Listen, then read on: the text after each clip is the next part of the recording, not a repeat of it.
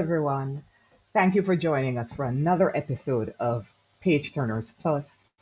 Today, we're taking you to the outer boundaries of the Caribbean. We're going to Panama. We're discussing The Great Divide, which is a novel by Panamanian American author Cristina Henríquez. This novel is set against the backdrop of the United States led construction of the Panama Canal.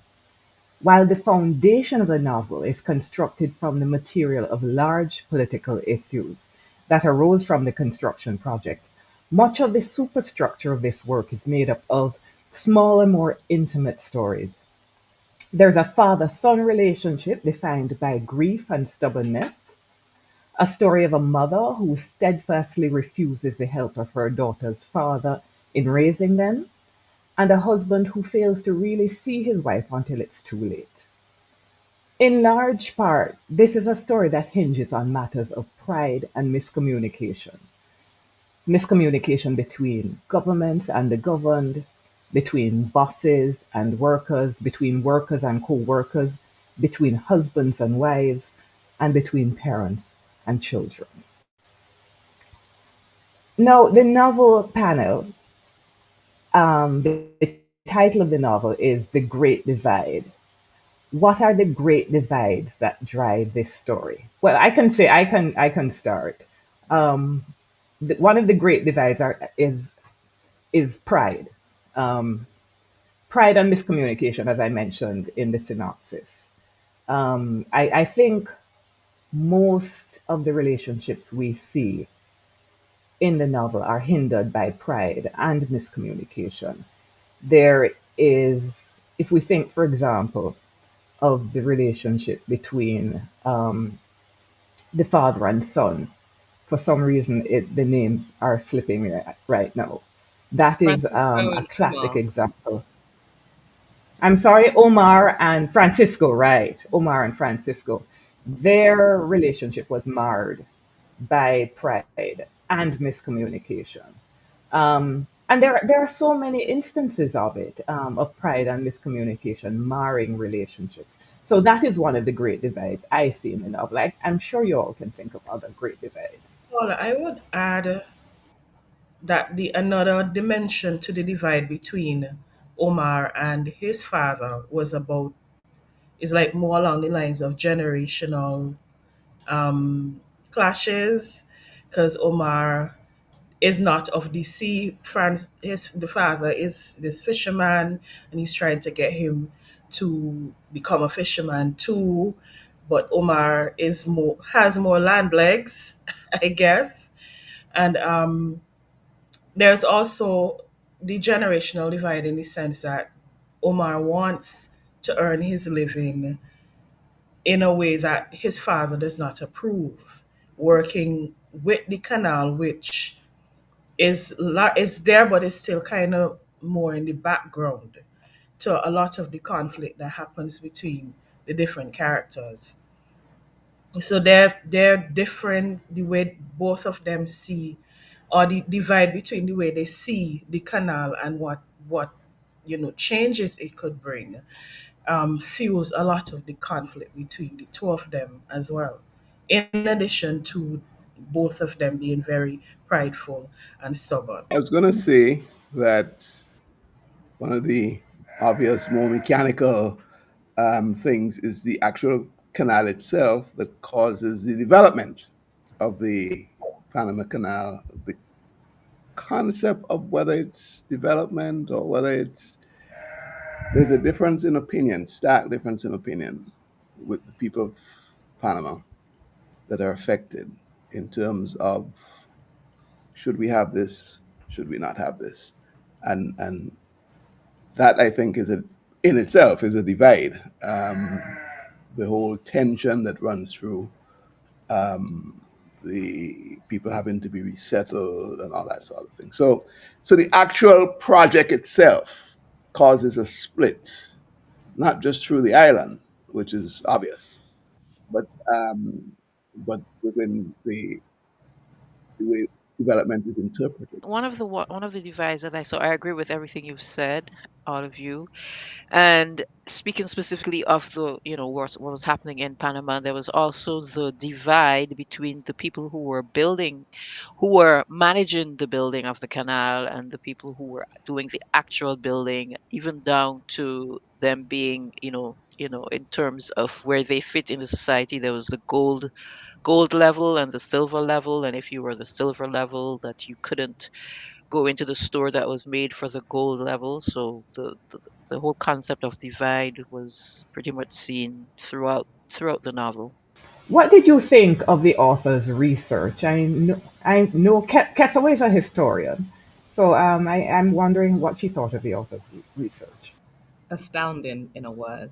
I was so deeply impressed by how what I've read about the Panama Canal, the construction, the role that Caribbean people played in the building of the canal, the way that the role that women played, was so carefully detailed in the character choices that she made, right down to the maid, Ada, the story, her own backstory in Barbados, the way she arrives off her own back versus other places where they're contract laborers. I mean, it was really incredible. The death of, without giving the death of one of the characters that occurs at the end of the novel, the way he died from exhaustion, the way that she is careful to tell us what happens next to so many of the characters, which I think we can argue about whether we like that or not.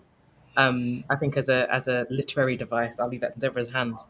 But I'm actually kind of not sure. Like I personally kind of, from a personal perspective, really like knowing, okay, what happens to the characters in 50 years time, in 20 years time.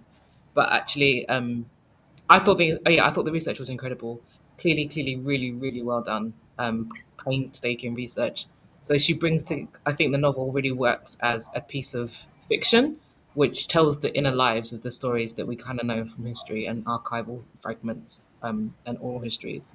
So yeah, excellent research. This is the kind of novel that if I was a writer, I'd like to have produced. The novel is set partly in Barbados and partly in Panama. Did you get a good sense of each setting? I felt I didn't get as good a sense of Barbados as I did of Panama. I know that she created some fictional streets. Some of the street names are fictional in Barbados. There's one that was a real street name. Um, I, what is dumpling soup? Is there something in Barbados called dumpling soup? Is it Not that as I'm ignorant? not I as only know far red as beef soup Because that has I dumplings know. in when it. I It's just soup with yeah when I read dumpling, that, pumpkin, but what Yeah, I carrot. think it's is just super something dumpling. called It's I soup don't with think of, no dumpling is and but is chicken. something called dumpling soup? not that I Is know of, something Paula. called dumpling soup? Not that I know of. Not I Not like think that she I English just know means soup, of. soup with dumpling. which has dumplings in it. You know, it's like Right, Right. name dumpling soup. but there's Um, no such thing as dumpling soup. You I mean Anyway, mean, like specifically? as a diaspora Bajan, I've never heard of anyone ever mention a thing called dumpling soup in that way. Well, Right. there's soup I without didn't. dumpling. That's the other Yeah. consideration. Yeah. I But mean, Paula, I'm to trying to your keep them I being point, felt very that forgiving. I was actually, there were some of the things that she wrote about Barbados that I was actually impressed with. There were some things that felt like really, like she really like real, but then there were other things that I was like, I'm not too sure about that. But at the same time, I'm also like, she's writing about a time that none of us were alive in, so there are things that I don't know. Maybe their stuff did work that way, you I know. I think what was she was able to do with Barbados was to illustrate the society setup, the plantation type structure.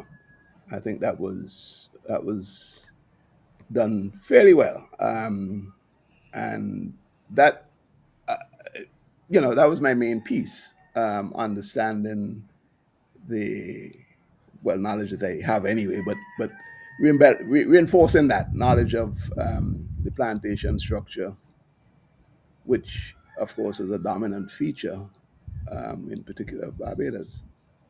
I So I Yeah, I'll add to that. I wish we I think she recreates a very small part of one kind of area. And if you think if people are living, so one of the things that the character remarks on is the smallness of her world, right, of her mother's world. And in that sense, I think she brings us a very small slice of what could be post emancipation Barbados, right? Because her mother's world is sort of 30 years earlier, so we're talking about the 1870s in lots of ways. And I think she does that for me creditably. It doesn't feel unbelievable. The ins and outs, I think I agree with Tony, like, or with Francine, that it might not be what's the word I'm looking for, perfect, but it's credible enough. I think it doesn't feel wildly ridiculous and ludicrous, and couldn't possibly have happened. This feels, yeah, reasonably accurate from what we know of the history of the period. Right, and I think this kind of novel, I mean, and probably the audience that she was trying to reach, she there, she put things in there to kind of move the story along and to make, the plot that she wanted work. So while it might not necessarily be 100% accurate, that's why some of the things like maybe dumpling soup were in there. I actually, Right. I actually think she's doing more than that, though. I think it's a bit like you were saying earlier, Francine, about the people who actually built the canal, not the people that managed it, who took the credit for it, who designed it in terms of architecture and financing, but the people that did the hard backbreaking layer that meant that you could put a canal through mountain. And to so in that sense, to even bother, if you like, to start the story anywhere near Barbados, is about bringing that story its full kind of, what's the word, not circle, but it's to give it its full due, to say that this story starts and finishes somewhere else for some people, even if all the main stuff happens in Panama. And so I thought that Yeah. was, and she does that a little bit with the US as well, right? When we see the couple that leave America, but I feel it spends much more time. Yeah, she points out this is a three-way thing. I think she does it really well.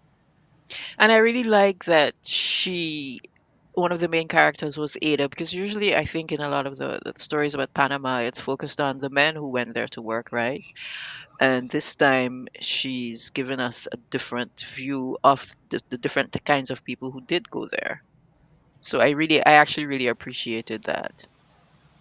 But the migrants are overwhelmingly male, though. So, I mean, when we see that in other stories, I don't think, oh, yes, the numbers of Caribbean people who went, Hmm. overwhelmingly male. So So I there's lots of don't evidence that think, lots of women went unofficially, so they're not counted in the official stats. But if you use other sorts of records, then actually it's much more balanced than it looks. The okay, all stories are right. about men, but actually statistically, there's many women and even numbers. And there are a Okay, lot of all right. women that went to join their husbands and brought their whole families with them too. So that is something that but you're correct when you well I agree with the idea that to use a character like Ada is unexpected or felt unexpected to me because most of what I've read in terms of fictionalized accounts of the building of the canal by migrants from the different parts of the Caribbean region has been male centered. There are a few stories, for example, from, and I feel like we're jumping ahead. I'm kind of jumping ahead to one of the later questions that I have a little bit more to say about. But Eric Walren's Tropic Death, for instance, featured women characters and stories from women's perspectives. But this to use Ada drew me in immediately, and I was just anxious for her and wanted to be sure that she got across the Caribbean safe and that she got back safe. So I think that Ada was a great selling point for me with the text. I feel like she should have been the main character, like main character, but so- that's I just my don't know. opinion. I feel for me she was. I don't. The way I read it, Ada was my main character actually, because she There was were kind so of like, many others. yeah, there were so many others, but she was kind of like the link to between everybody, kind of. That, like I said, that's how I read it. Everybody obviously probably had different perspectives on that, but No, I think she's the central node because she connects the right. Oswalds to the Panamayans in ways that are really important. I do think she is.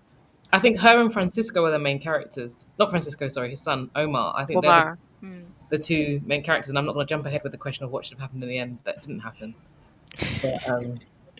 But I agree. I think like she's the heart, and she's the heartbeat of the novel. She's a very compelling character. She's got a great motive to be there, and I think one thing that's really fascinating for me about the novel is that actually for her it's such a small blip in her life story, the Panama story. It's the whole of the novel, right? And the novel has and the Panama construction is this big big story, but for her it's just a small part of her life. I think that's really clever. That's a horrible word, but it is for me. I think it's just a little bit genius. I was like, oh, look what she did there. We're talking about Ada. Is this novel a story about women who lead and men who follow? I didn't get that though. No, I wouldn't Mm. say I that I can't say felt that I way. can't say I got that. Um, I was kind of waiting to see how the answers were going to go before jumping in.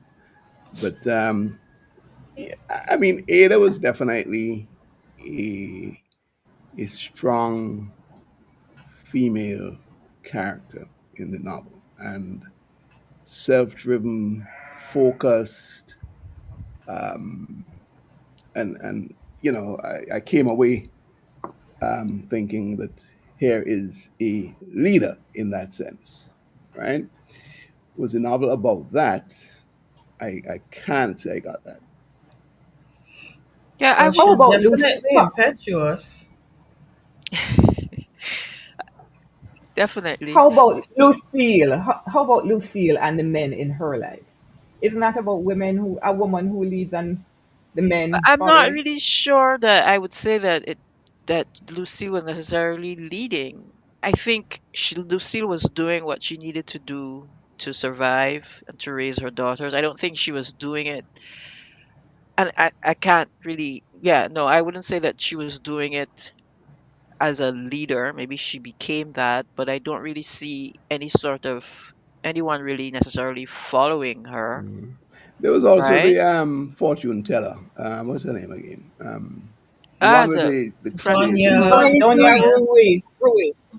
Doña Doña Ruiz. Hui. right. Yeah. So she was like a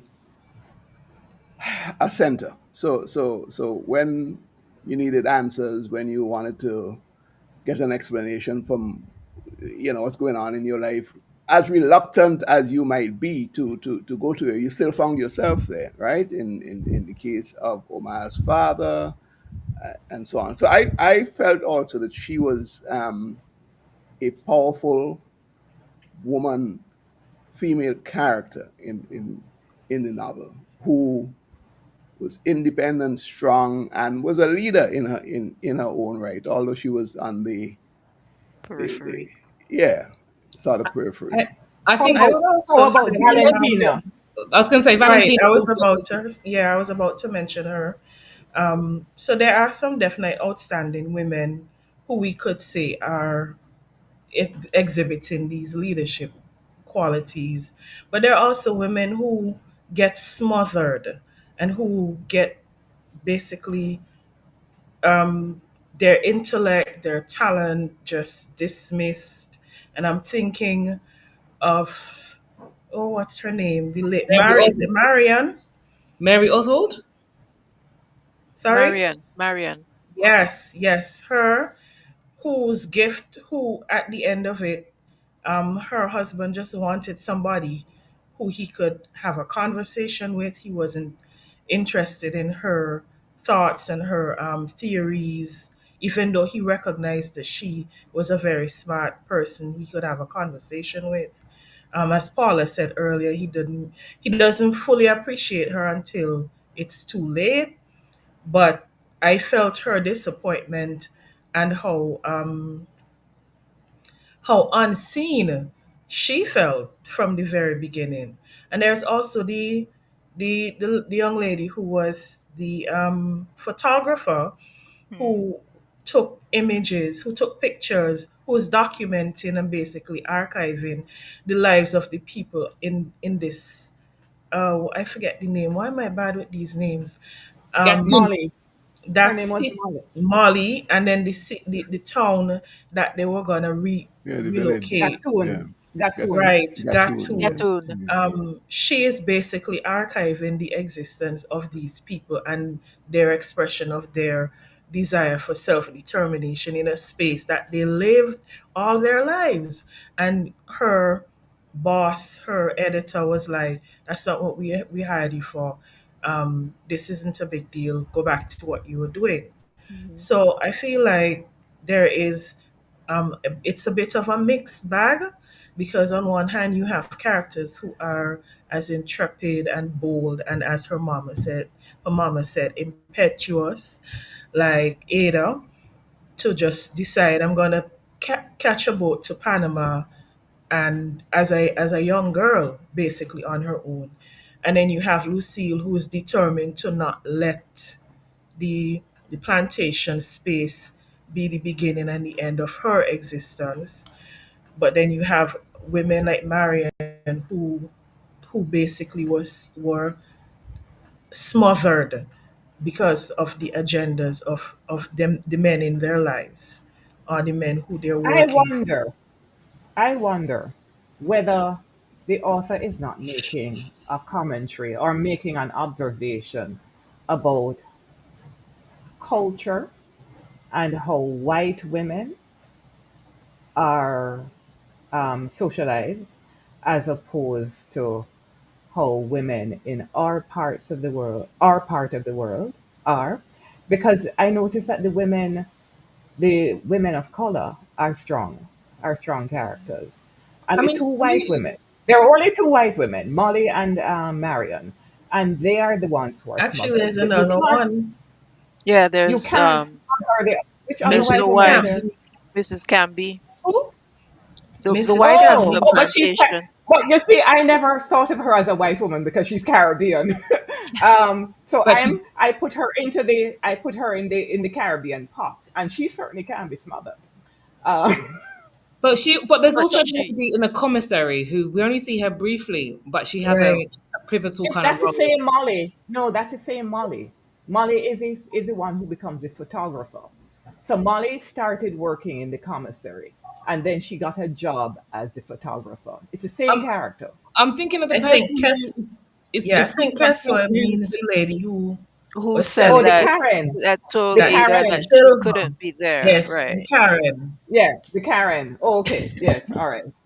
and so and also the other lady in the same commissary who works there who says go over there for the thing, and the woman who gets there tries to chase her out. So there's this idea that Mhm. I'm not totally disagreeing with you. I do think they're socialized differently, but there's this idea that the what that comes through in the novel, that these white women are there to kind of almost be the social side of the patriarchy and the white supremacy. They're the kind of soft enforcers of the social order. Right. And then these are, and I would distinguish actually between the Black Caribbean women, the Buntings, and the women of Panama, because the women of Panama, I think, are much more, in some ways, flatteringly drawn. They're much more sort of outwardly kind of almost rambunctious. We know that Valentina has this wonderful love story with her husband. Esme is like clearly has some sort of mental health issues, but she's also very, very vivacious.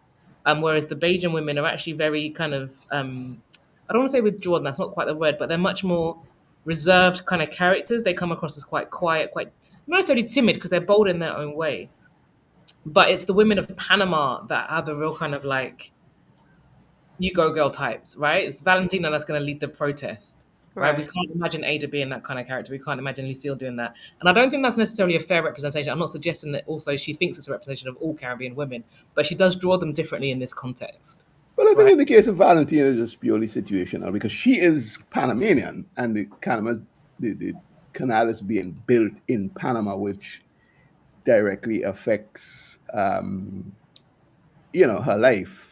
And I think that's It's what, also about how they love, though. Their love yeah. stories are different, right? So, like, so Lucille has this kind of unrequited love affair that she doesn't require. It's not her love, right? With Mr. Cambry, and it's not till the end that we see her have an opportunity to have her own love story, if you like. And to be fair, Renata is, I guess, Valentina's sister, who's is from the same background, I guess, Mm. similar sort of character in That's that. right. Renata was definitely nothing like Valentina, quite Valentina. the And No, opposite, right? Vanity was Oh, rambunctious, fierce, and but then Esme is a similar sort of character, right? She's also this kind of mysterious wild woman energy, like disappears one day, comes back another time, like who she, living life on their own terms in very big kind of ways, I think. but listening to the discourse and going back to Paula's question about the novel being is it the novel about women and leadership? And I think just listening to what transpired over the last 5 minutes with your discussions, I think the novel was very balanced. There was a lot going on with the women in the novel and their lives, and surely I think you'd accept that they had very forceful ones in the mix. Um, and yes, in that sense, to answer Paula's question, there was a lot of that that came through in the narrative. But there was a lot going on with men as well. And fair enough, maybe not so much projected as leadership um, issues, um, but more survival, I suppose. So I don't know if I'd shed any further light, Paula, on your question in trying to summarize Tony, I want to come back before we go I into don't it, want because I no. think the follow Okay, question. Tesla, if you have a pressing statement you need to make, go ahead. But I want to move on. Okay, just because I think there are no men are anything like the leaders that we see as women. Like the most kind of leadery man we see is Omar, right? right. Where he kind of takes the lead and confronts Miller about what's happened to Beresford. But none of the other men are leaders. I think you're right, Tony. If you think about the character Michael or even Mr. Oswald, these are following men that they've got an opportunity and they're taking it, that they're wrapped with self doubt. They're not sure about themselves a lot of the time. They're Mhm. not leaders. And I Yeah. don't, and even They're very reactive and exactly. and procrastinate and not very inspiring at all. And Mr. Cambry too, right? Scared of his own wife. Yes, hey, I am Right. thinking of him exactly. I want to move on. How successful is this novel as a critique of United States neocolonialism during the construction project? But Paula, the question also brings a lot of relevance to today and what's going on around us. Oh yes. So it's almost as if nothing has changed as far as that is concerned. I think it did it very well. I mean, it showed America's self interest in in what was going on in the construction of the canal. Um, and look, man, wasn't it recently that the Americans wanted to talk about taking back Taking it back. ownership of the Yes. canal? So it hasn't gone away. It's this is not something that has been put to bed. It is still very much part of this imperialistic type behavior of the United States of America, and that this novel really does bring it back fresh um, in my mind. Even before the building of the canal, they wanted to, during the gold rush, they all just realized, oh, we can just, go through Panama to get to the other side. So it's dated back to even before that, I think. And then, of course, there is this very sick thing that they do with they import their racism Right, into the society, creating the gold and silver tiers, right. which is we know is just black and well white and non-white. Which I think is Um, the reflection that Ada had about that whole system, right? Yeah. mhm, mhm, mhm, And I think they do that. She does that really well as well. Kind of point out that this is actually kind of interesting in some ways because in this space they're building something for the first time. It's the beginning of the 20th century. You've got the opportunity to do it however you want. There are no rules here, and yet what you try and do is create this super tiered, super segregated, super strict, based on very different, distinct ideas about racial difference and white superiority and black inferiority. Right? It's I think in some ways very fascinating, and you is in the way you say, Tony, because oftentimes I think Americans in particular, and we, and to a certain extent, and I'll talk about myself, imbibe this idea that some of this stuff is natural, and with Panama, you see how unnatural it actually is. How much of this is just construction, how much is just ideas about who can shop where and what time, and why you have to go in that store, and it's just made up. It really just is just totally made up. Completely arbitrary. And look at Does this no, sorry, I just wanted to make a final point then that Omar's father, what's his name again? Francisco. Francisco. Francisco. That was at the core of his um, friction with his son. The fact that he just did not like the Americans for what they were doing, but not just building the canal, but that the whole attitude. And he felt that Omar was a sellout, basically. He actually going to work for the enemy, you know. So it shows you the kind of tension that the Americans created. mhm, Um, yeah. I And thought it then was really the, interesting. Sorry, I thought it was really interesting that the author's own background, I wondered, meant that Omar was nevertheless a sympathetic character, given what you just said, Tony. Right? Because I think it spoke to her own kind of tension as a Panamanian American. I wonder if a Panamanian author might have shifted that a little bit so that Omar would have to really think carefully about those things that he doesn't have to do until really quite late in the novel. mm, Like actually he would see it much more quickly, and there might be a different sort of, not necessarily outcome, because they're not going to change history, but a lot more sympathy for Francisco's point of view, I think, could have been generated, because it never really comes through San Francisco. It comes from Valentina and the it obvious does, yeah. placement of peoples, when actually the fact that these people have come in and instigated a whole new social order. They've divided people in ways that are totally alien to this place. Like that isn't really the issue until very, very late, and it never really is actually in some ways. does the novel convey the idea that the weak are powerless to resist the strong? In some ways, Okay. yes. In what Well, way? I mean, Valentina, they all they protested, but at the end of the day, the displacement went ahead. Um, that's the only thing I got right now. I think the between Miller and what's his name, the clear There's bullying, God. right? Um, that was a an example of well, he's a proxy for America, Miller. So that Right. was an example of this bullying. I am exploiting you, and like I said, I want to give away what actually happens to Beresford, but it gets to that point where it's just somebody taking advantage of a weak, compromised person, right? So I think that's an example of a yes answer to your question.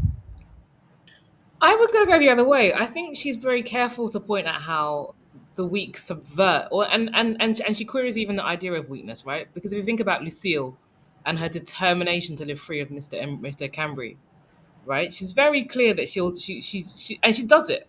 She raises her children separately. She's not enamored by his amour, um, and she lives her own life and makes her own choices. And she does it at a time where we don't think women have that kind of choice all the time generally. If you think about the time period that we're living in, she's really determined to live independently of this man who has all the power in the world to force her hand. And because of his own ardor, he doesn't. And he lets her go. And she does go. And she never goes back until she's absolutely desperate. And even then, I don't even think she speaks to him. She just Yeah, but passes. at the end of the day, it's because of him that That things she worked got out, help. right? Yeah. Yeah. Well, I think she has choices though, and she uses those choices. And the other thing and I don't think it is him that gives her help. I think it's his friend or advisor who organizes the help. And because remember, he's scared of his wife, and so he says, "I can't help." But his friend steps in, and I think that's why we know Yeah, we learn. but it's him that's paying for it, I don't for the know. help. I think he Well, can't give money away, and because the wife is always watching. So I think the friend does it off his own back, knowing that his friend wants that to happen but can't do anything. But I mean, it's one of those things. We can theorize about figure out what happened, who paid for the medical care. But the other person I was going to say was I actually was really surprised when Omar walked away from Miller peaceably, if you like. I really thought that the four of them were going to like club him around the back of the head and bury him like they buried the other guy.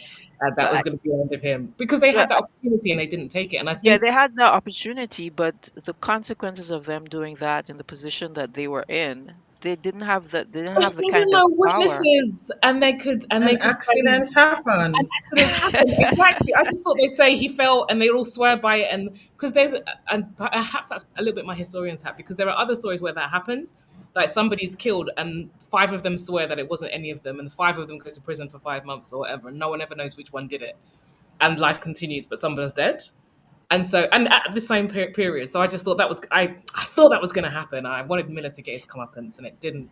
And I think that's a choice of her that I sometimes think it's the author's lack of imagination that wouldn't happen, because in reality, that definitely could have happened. They could have Be, knocked him around the head very quickly. They all got because weapons.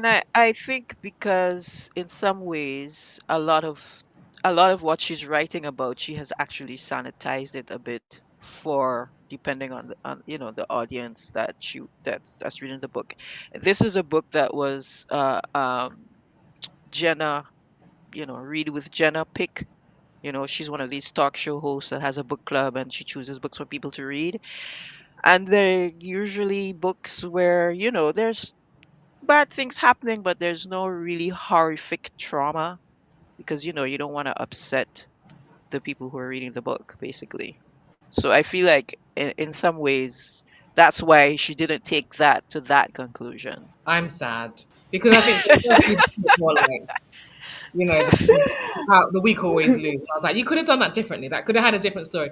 And like, I think you're right. It's that she's not writing for a Caribbean audience who are ready for the fair resolution of this dispute. All What right, speaking of what do the you think? audience, all right, Sorry, go ahead, Paula. Deborah. Go What do ahead. you think of the idea that the fact that those men walked away while Miller was calling them to return? What as seeing that as some kind of exercise of agency, even if it didn't have the outcome that we Would have would have liked. wanted. Hmm. Yeah, no, I get that. It's the peaceful way of also registering discontent, right? And they do make different Right. choices and they go in different directions, and it doesn't things don't continue as they were. In that sense, there is a sense of something has happened here that things will never be the same after, and there's a little bit of sweet relief, I guess, in that. I would like to. I mean, I'm not a bloodthirsty person. I just want to be clear. I just think in this context, it No, could. it's not about being bloodthirsty. It's about the fact that we know the realities of these types of situations. We know of the things. I mean, you mentioned that they have been, accounts of that sort of thing happening, and so we know that things could get much worse. But in this novel, she found other ways of resolving things that wouldn't have been so horrific, I guess. Some of us have read other novels, other works by Caribbean authors set in Panama around the time of the construction of the canal. How does this novel compare? I will start with the last note on the last note you all discussed. Um, the novels that were set in I'm thinking about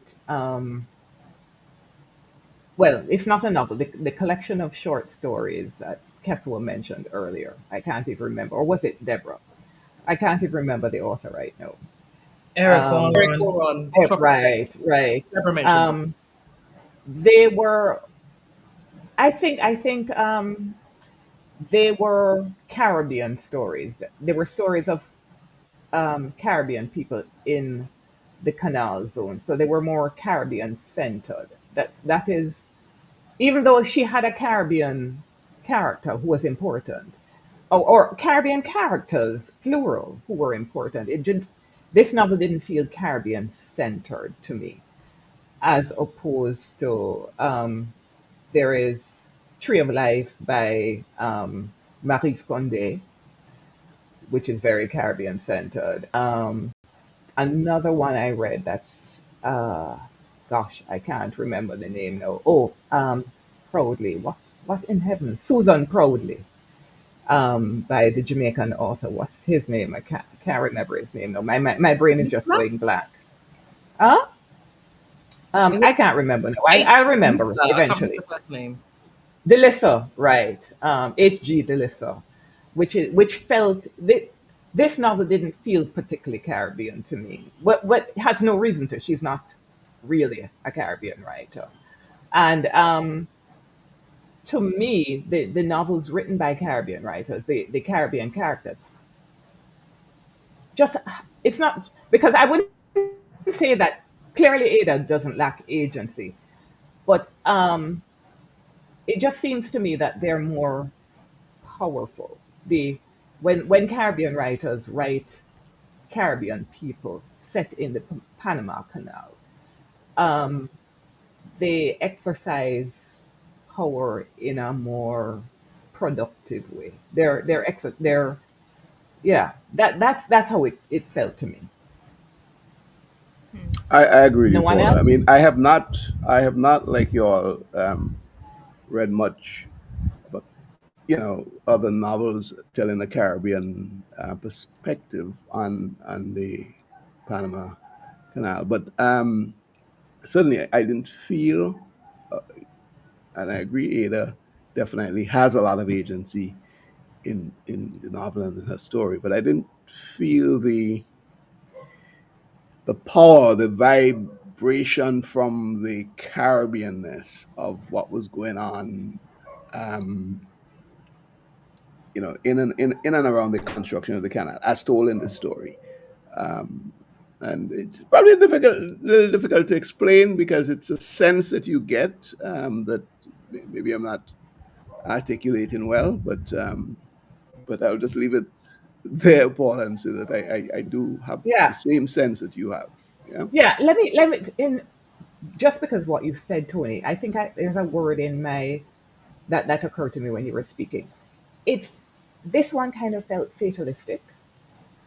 It felt to me. I deliberately put the question about whether um, the novel suggests that the weak can never really triumph over the strong, because that's how it felt that way to me. It felt to me that the odds were just too great. And of course that's the reality. You can't the Caribbean people who went to work in the canal couldn't win in a fight against the Americans. Of course not. But when I see stories told by Caribbean writers about these experiences, it just seems to me that the Caribbean characters are able to grasp power in ways that they don't seem to be able to do in this novel. And let me plug the Olive Senior's book Dying because I to read yes, Dying to Better Themselves. I think everybody should read that book, not just as a background to reading this novel, even though of course it gives you excellent background to understand the setting of this novel, but it's a brilliantly researched book, and I found that it was a beautiful resource for me to compare all the other novels by Caribbean writers that touch this experience of Caribbean people in the canal. It's just wonderfully researched. So I just wanted to give that little plug. Can I second that? I also think it speaks of the Caribbeanness. Dying to Better Themselves is almost for Caribbean people in a way that this is a story about the Panama Canal that includes us. But Olive Senior's book is for us, I feel like. So I definitely second that. I also want to say the small thing that she doesn't do is tell a story of Caribbean women in a big kind of way. And there's a book called The Silver Women by an author whose name is Joan, and I can't remember her surname, Viloa Balboa, um, who picks up this thread that we. So when I first mentioned that actually lots of women went, but they didn't go in the official routes and don't appear in the stats, but they are present in the space. And I got that from her book. I would also add, well, I've read the stories in Tropic Death that focus on Caribbean subjects, people from Barbados, St. Lucia, and the other islands who were there in the canal. And I do agree that there is a way in which, even though the stories have a very macabre tone to them, examining the realities of life in these various canal zones, from Caribbean perspective, there is a way in which it's still there's something satisfying seeing people who were heretofore not even considered or underrepresented in the telling of the building of this man-made wonder. So I feel like, and I know this is of a different era because Warren lived in Panama, so he's writing from his lived experience at the time of the construction. So it's like two completely different eras. But for some reason, there's something more, to echo what Kessler said earlier. Reading those stories felt like seeing people, seeing familiar spaces, seeing Barbados of yore, being captured in the text in that way, in a way that this story, this the Great Divide, was more was a bit more unclear, if I'm honest, about the landmarks and the locations. Um, and also, as I said earlier, there's a bit of a macabre, a darkness to the stories in Tropic Death because of the way in which Warren unflinchingly captures the violence and the quickness, the suddenness of this violence living and working in the canal zone.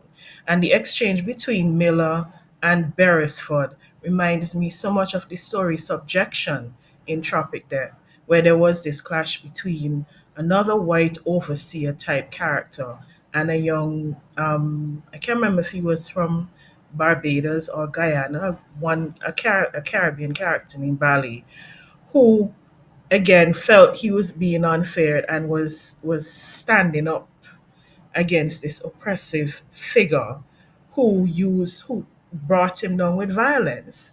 So as much as this text was entertaining compared to the other main Caribbean texts, Caribbean, or I should say the first Caribbean centered um, text that highlighted the experience of people living and working in the canal. I think it's to echo what Francine said earlier.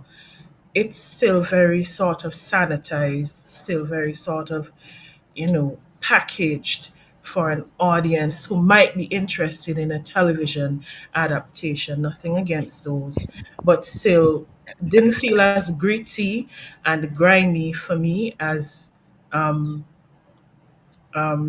Tropic Death, and also a short story I read. Was it a short story? The Colon Manor Come, I think.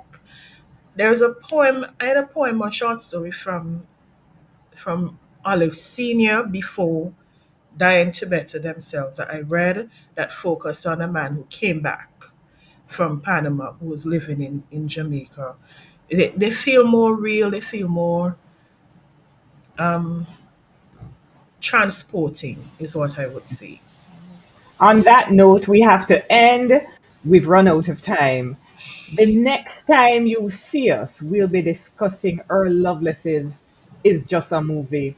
Thank you for watching.